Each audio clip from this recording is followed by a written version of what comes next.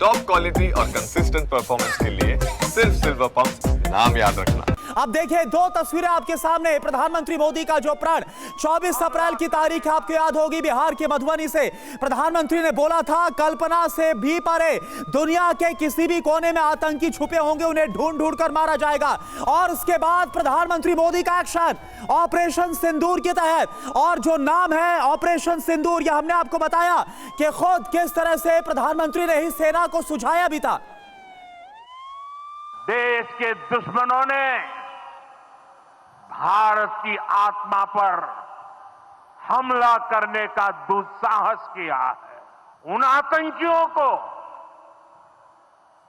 और इस हमले की साजिश रचने वालों को उनकी कल्पना से भी बड़ी सजा मिलेगी। सजा मिलकर के रहेगी। अब आतंकियों की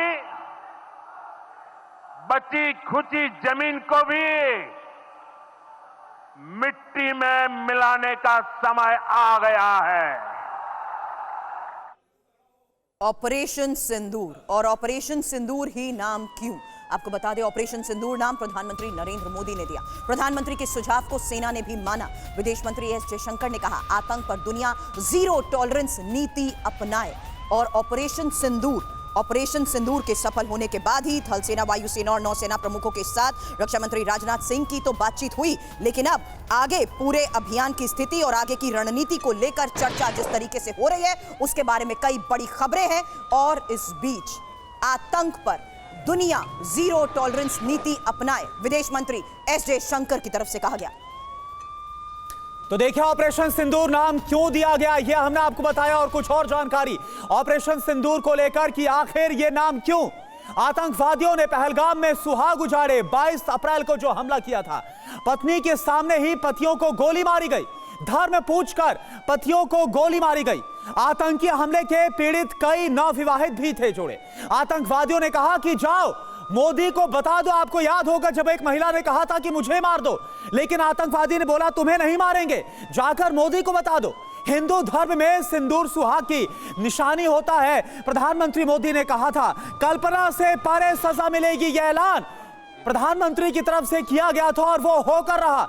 और ये देखिए हमारे साथ तमाम जो खास मेहमान है, मैं श्याम कुमार सर आपसे जानना चाहूंगा कि प्रधानमंत्री का ऐलान बिहार के मधुबनी से, और वही हुआ जो कल्पना नहीं की थी पाकिस्तान ने, उससे परे जाकर इस बार स्ट्राइक की गई है। उन्होंने शेर की दहाड़ लगाई थी। उन्होंने बताया था पाकिस्तान को। बहुत मेजर्ड रिस्पांस हमने दिया है। ये तो अभी शुरुआत है। आप कुछ करोगे, कोई दुस्साहस करोगे तो भुगतना पड़ेगा।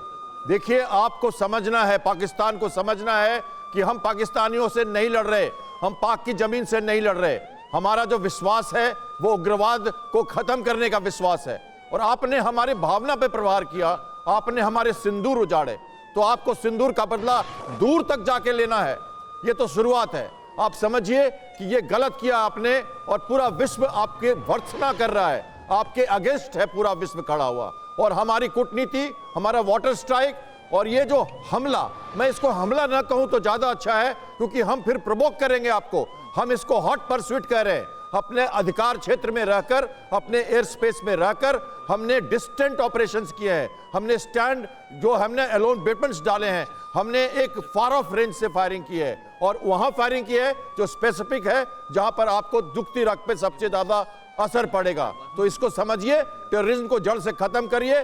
कल्पना से परे की बात जब हम कर रहे हैं तो करुणा ये कहना चाह रहे हैं वो कि पहले हम POJK को देखते थे, वहां के अटैक हमने किए 16 और 19 में। आज हमने पाकिस्तान पे भी अटैक किया है। अब हमें कोई लिमिटेशंस नहीं है कि हम कहां तक मारेंगे।